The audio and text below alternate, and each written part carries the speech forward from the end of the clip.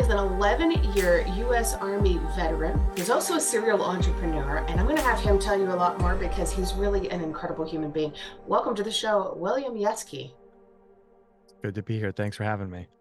Yeah, we were talking a little bit before we started, and before we even get into this, I'm going to have you reiterate exactly what you just said about the cover of your book because I want to touch on that first. Okay, so the cover of the book is a real picture that was snapped um, after an incident that had happened to where the Taliban drove a vehicle IED up basically to the front gate of the compound that the guys from Second Platoon were staying in, a Bravo Company 2508, and they detonated it like over 1,000 pounds of explosives and pretty much flattened the compound. I mean, guys were buried alive. There's actually a story in there from one of the guys that was former First Platoon.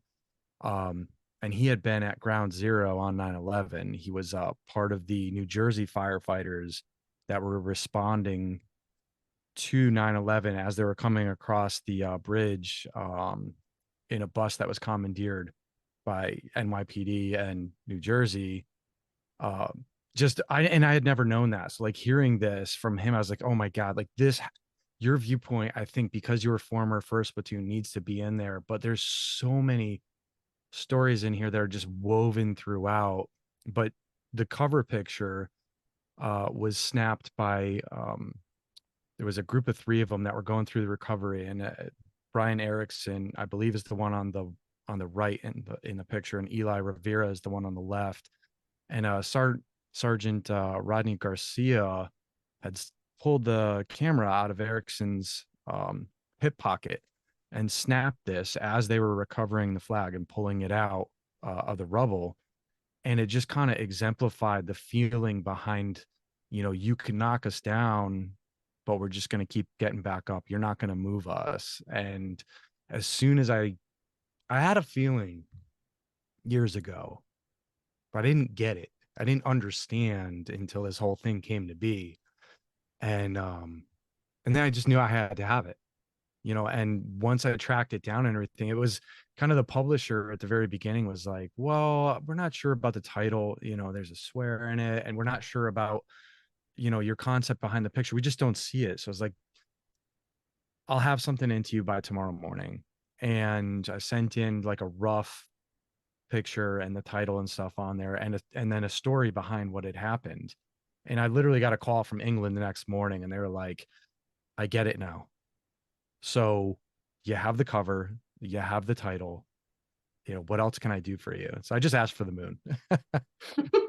And they gave it to me. And here we are, like a year later with the book. So Oh, oh, that's cool. And you said it's going to be presented um, coming up on a very special day. so the flag from the cover there is it was recovered as we were leaving, I guess. Specialist Erickson had replaced out the flag and had taken that one that was featured in the cover, had taken it with us because it kind of meant something to him. I mean, it must have taken a lot to hand that off. But uh, the flag is being dedicated down at the Airborne and Special Operations Museum in Fayetteville, North Carolina on Veterans Day, and is going to be part of the permanent DoD historical catalog. So that stuff's been put in there to be preserved for perpetuity, along with, believe it or not, along with a bunch of other artifacts that the guys have dug up and found and donated to the museum that are featured within stories like in here. Like there's an assault pack that has um, holes in it from ball bearings that had gone through from a suicide bomber. And he had been standing there just seconds prior, um, and he had put this bag down and was responding to the incident and then was running towards it and was blown backwards. And during the explosion, like he realized afterwards, after they're recovering from it, and he goes to take a drink of water about 10 minutes after. And he's like, why are there empty water bottles in here? I had filled up. We had just gotten here. And he realized it was full of holes and it had been right where he was standing, but seconds prior.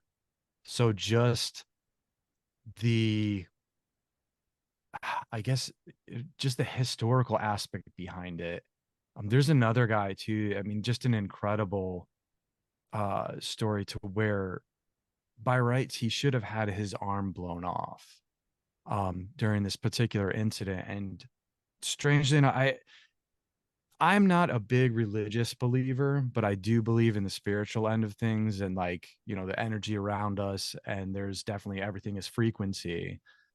And but there's something to be said when this kid had a pocket New Testament in this shoulder pocket, and the ID explosion, he had his arm out at the time. He was helping this guy along this wall, blew the sleeve off of his uniform, and it stopped right where that New Testament was.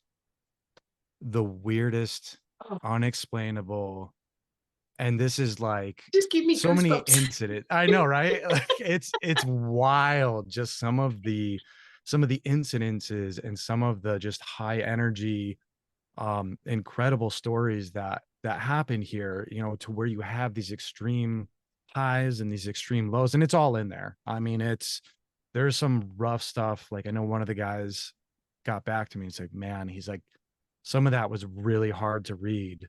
Yeah. And where your show deals with these surviving these traumatic incidents and stuff. I was a little concerned at one point because guys are like, I am experiencing, olfactory nerves. I'm smelling things from the battlefield. I'm having cravings of alcohol or to smoke something when they haven't in a long time. And it just goes to show just how deep rooted some of these traumas were. And it was, with some of the guys, they had to really face some stuff when they opened up and we talked. But I think the best part about writing this, and myself included, I mean, I've definitely been affected in it and realized a few things about my own perception of what happened, as well as um, the way that it affected me. I know it's different. It's been different. Um, but in talking with psychologists and stuff along the way, kind of seeing how prefrontal cortex and stuff is developed at certain points. And I was a little older during this particular deployment. I was 28. So experiencing this stayed with me a little differently than some of these other guys who were 19, 20. Right. And this was the deployment where it had a 52% casualty rate, right? Yes. So it's hard to wrap your brain around being 28 years old and realizing that it's a flip of a coin whether you live or not. At one point, it started to, and I think a lot of the guys that were there faced this, but at one point I was leaving the gate to go on another patrol, and I was on a lot of these because I was the guy who carried the radio, and we were in an area to where you had to have the RTO with one of these particular radios on every time you went out, because that was the only way you were going to keep in contact. Like, it was there was a high iron level in the soil content, along with some other stuff that who knows what we were exposed to. But it impeded our radio frequencies. So you could really only reach like maybe a click out. I had to have the antenna up. It was just so strange to be on this modern battlefield, but experiencing communication issues to where, this is military spec equipment, sending cryptology over digital channels, and they can't even reach more than, 1,000 meters out in some instances. Wow. So dealing with all of this and having to go through this and going through it with all of your buddies, and I know you guys get tight out there. You guys are going through all of this crap together. You're Yes. still in touch with a lot of those guys now, right? Yeah, that even more so now with the book and stuff, but that really came full circle in 2018. There was a nonprofit by the name of the Independence Fund that they were running something called Operation Resiliency, which this was our company ended up being the pilot program for it, but it was taking these hard hit units and stuff that were kind of flagged by the VA, saying, hey, this is a high risk unit for suicide. It had happened. We've had quite a few. I think the battalion at this point is up to 30 um, plus suicides. And it's, you know, yeah, it's it's humbling and it's crazy to see that. And it's just, it's sad to see that we're not taking care of our guys, you know, in that way. But they were doing a peer-to-peer type support, but with VA psychologists and stuff like clinicians and everything available that were there. And they sort of used it like a unit reunion, like get these guys together. Um, and they flew us all down to Charlotte, North Carolina, and they did an event like combined within the city, and they did some stuff with team building events like I think they did the river rapids, and we did some axe throwing and everything. And I mean, it was just it was a good time, and it was great. It was to see these guys again. It was like somebody that you've ever experienced this type of thing and been pushed together like this. Seeing them, it's like you never left. You know, you just pick right back up where you left off. And it was really good. It opened up a lot of guys. And I mean, one of them even confided at one point that he had been contemplating suicide. And when he got the call, that this reunion thing was happening, and he just decided like, well, it'd be one last great thing to see the guys again before I go. And it changed everything, you know. And now he's somebody that works within the system trying to help out guys in that situation. So it's been neat to see where people have landed and how things like this have positively affected, you know, people Absolutely. that maybe otherwise wouldn't be here. And it's amazing what can happen just by being in somebody's life too. I mean, what a great example of that. This guy's life has changed forever now because you guys were there. Yeah. Yeah. So what helped you to be able to heal from all of the trauma that you had been through and experienced? I mean, you really have to go to where it affected me differently in the first place. I mean, I was definitely still affected, and writing this and stuff has had a lot of it to where it slowed me down enough to start realizing, okay, there's certain things you do that aren't normal. You know, checking the locks at night, but like being obsessive about it. You know, or certain things with my kids, and like it's like, hey man, they're kids. They don't have to be ready to um you know, there's certain things that are healthy, like hey, be aware, be mindful of the situations around you, and if you see something or feel something that doesn't feel right, like let your parents know. Like there was actually somebody in the mall recently was looking at my kids real weird. My daughter pointed it out, and it gave me the creeps, and I kind of have that radar, and I was like, whoa. And I went to go up to the guy, and he took off, and it was almost like an affirmation, like something was wrong there. And my daughter had pointed it out, and it was like making her aware of that type of thing, which is great.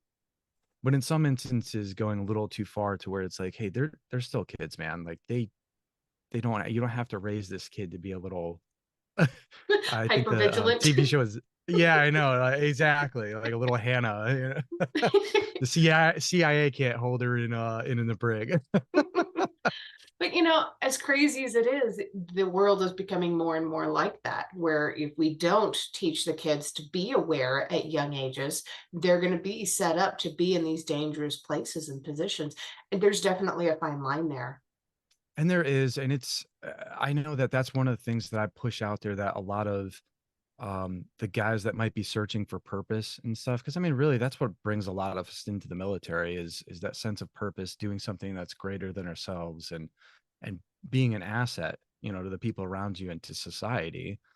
um is that they have that radar and they have that instinct built in where they can flip that switch to where they are that person who's, you know, not hyper vigilant, but like vigilant to like what and mindful what's happening around them, and they can be that either leader if necessary in the community to kind of, hey, like let's hold some classes or something, or let's like talk about this um with people. What would you do in this instance? Because some people just don't know, and we sort of live in a society to where that sort of that leader in the community is much harder to find these days. Absolutely. It's crazy. I'm so glad you're doing this for your kids. How old are your kids now? So I have a little well, he just turned 5 and 7-year old, but you would never know. both seem 3 years older because their mom is also 6 foot. We're both 6 foot tall. So my daughter's already like 4'7", 4'8", and I'm like, "Woo." Oh my gosh, that's nuts. I'm expecting her to shoot up past you guys at this point. It's possible. It's possible. But man, we're in trouble. She's got my kind of spitfire attitude, and you know, she's a knockout like mom. So Oh. I got my hands full for sure. So where are you originally from? Do you still have a relationship with your own family? I do. It's just a little different. I mean, they're at a distance, but they're up in Connecticut. So I grew up in a small little New England town, 8,000 people, Thomaston, Connecticut. And just this little New England manufacturing town. And the backstory to the town's kind of neat too. It's clock manufacturing, Seth Thomas clocks. So he was sort of like the Henry Ford of clocks, where they were really expensive. He just was like, hey, I think everybody should have one, and created a manufacturing process that made it simple. And they sold cheap clocks, and tons of them. So in the entire town, it was renamed after his honor. And the main factory building is in the middle of the town. And my dad actually had a springs and stamping factory that he went in on with three partners, and that's what I grew up in. Is my dad was at the shop, and mom was trucking us around to the different school or church events. That's pretty cool. It must have been a little bit of a culture shock to join the military and suddenly have the whole world in front of you. Not completely. I was a little bit of the black sheep, a little bit. I knew I you liked know you. right. Got that, yeah, a little fire in me there. um Basic my nickname was Wild Bill, and it kind of stuck in some of the military stuff. If you look up on Goodreads, some of the guys that have gotten pre-copies to review and know the stories and stuff wrote up on there, hey, Wild Bill. I'm like, oh boy. I'm gonna catch it. But yeah, so I joined up at 26. So I did 3 years of college towards a bachelor's prior, and dropped out kind of due to the parents like, hey, we're not supporting this partying anymore. So I went on to do motorsports and racing cars, and uh doing stuff with the pit crew, and then eventually driving my own vehicle in PGT, Rally and Rally America. And then the college sweetheart kind of she went a different way, and I was heartbroken, and I started spiraling. And I kind of realized, like, hey man, you're wild, people like you got a vision, you can do stuff, you have it together on that end, but you need some discipline, and what life brought me to where I was. And honestly, um, I really think that I, like, during that time in the Argon Knob and everything, with some self-reflection and stuff, I was exactly where I needed to be. Oh, that's amazing.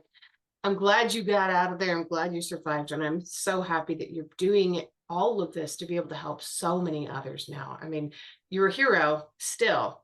And even Oh though man, you're never going to accept that phrase, you're not going to say that you're a hero. The you're rest of us absolutely can right. say it for you. Oh, okay. All right. I mean, yeah. I think the guys that the book is, there's a dedication on the inside there, and those are the heroes to me. Yeah, I love that. I have so much respect for you. It's super cool. So your book is available through your website, which is damnthevalleybook.com, where people can Yep. go and find the signed copies. It's also available on Amazon, and it's kind of all over the place. Y'all can go and find it and pick it up. But I am going to make sure that I have links to all of your stuff, including your Facebook, your Instagram, your YouTube, and your TikTok.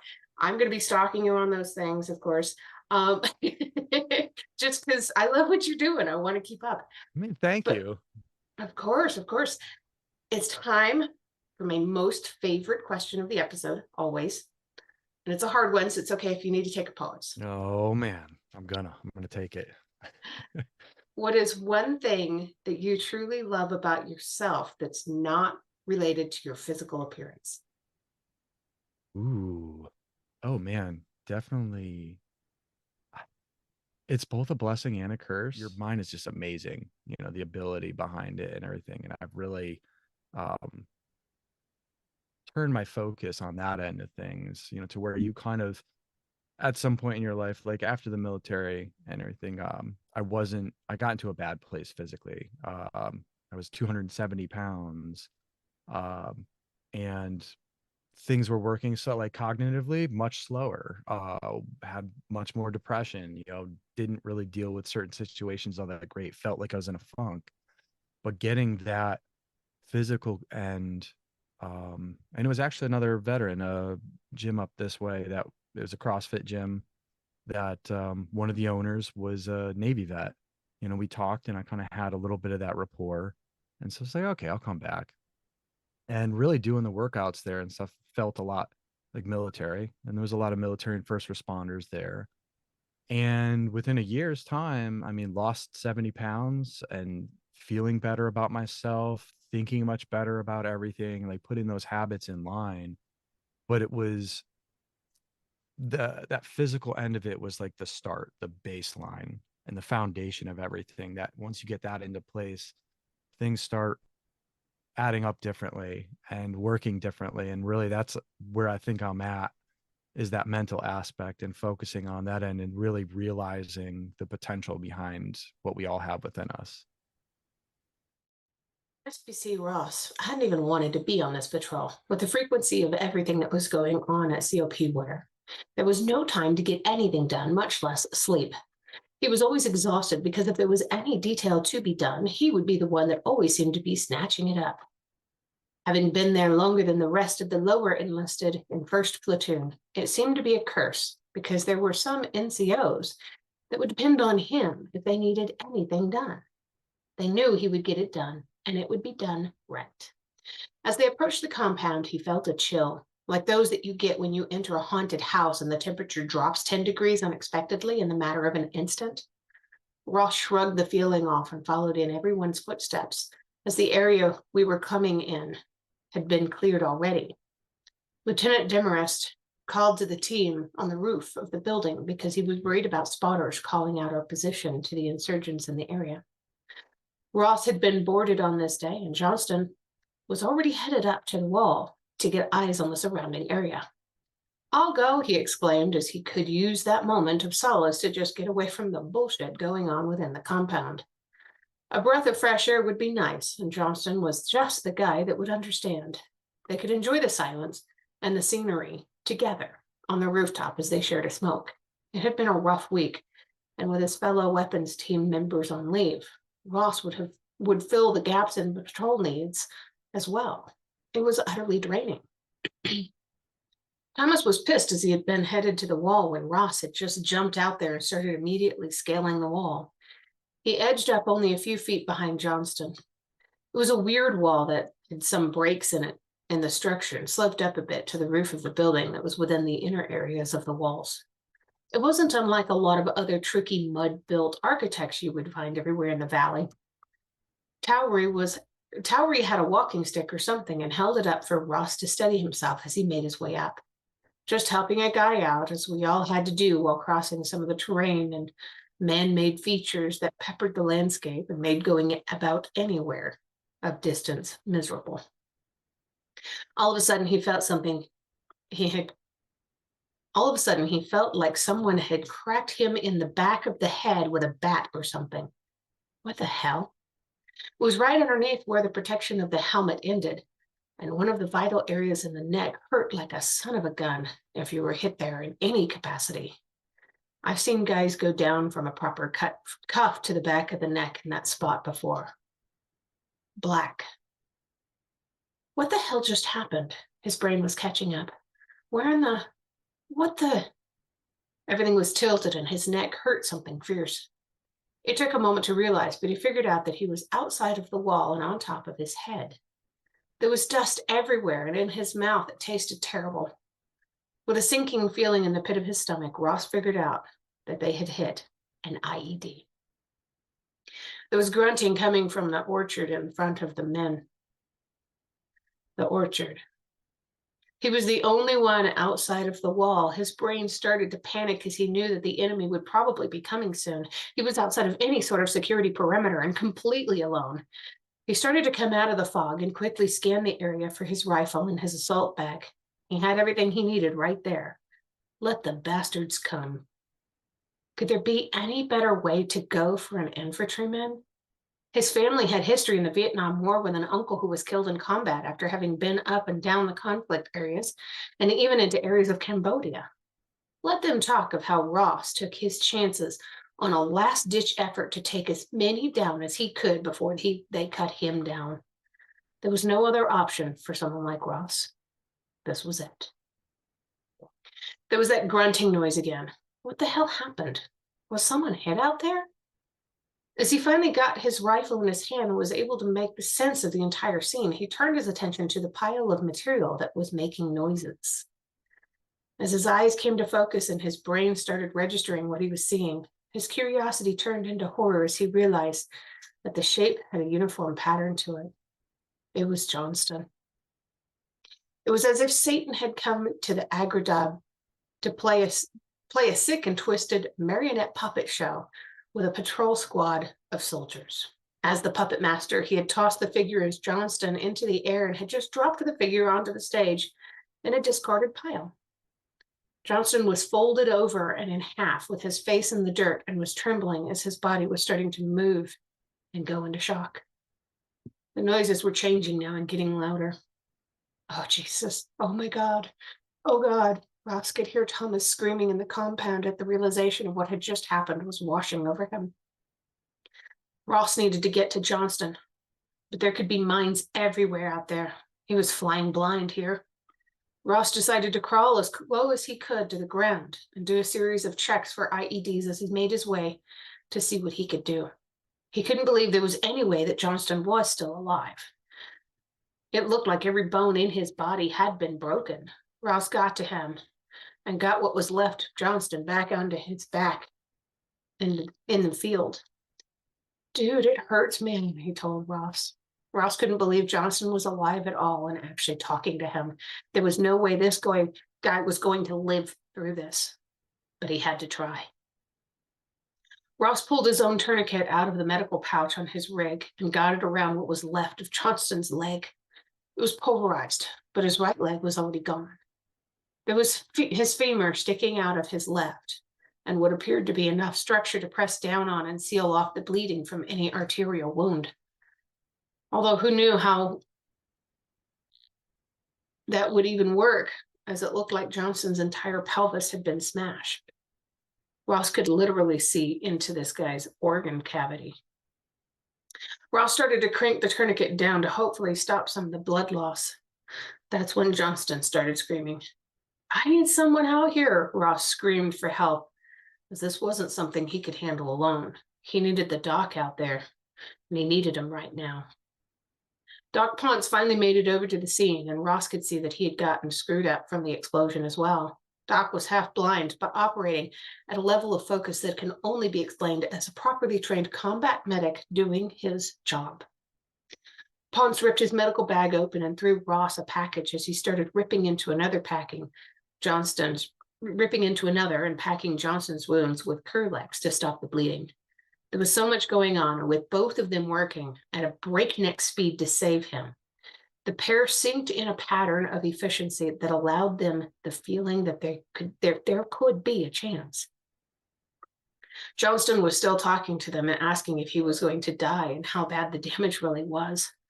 Ross didn't even know how bad it was. He just told him that he was going to be all right and to stay with him. Just keep talking to him. Johnston started to say that he was having trouble breathing along with everything else that he was talking about. Bobby Musil and the rest of the QFR were the most welcome sight Ross had ever seen when Bobby crested that wall. The pararescue helicopter had gotten there just when Johnston's eyes went cloudy. If you've enjoyed tonight's episode, please make sure you check out the episode description. You'll find links there on how you can learn more about this guest, links to connect with them on social media, and how to support the podcast. Remember, I don't get paid to do this. My boss is a bit tight fisted, but I can say that. I work for myself.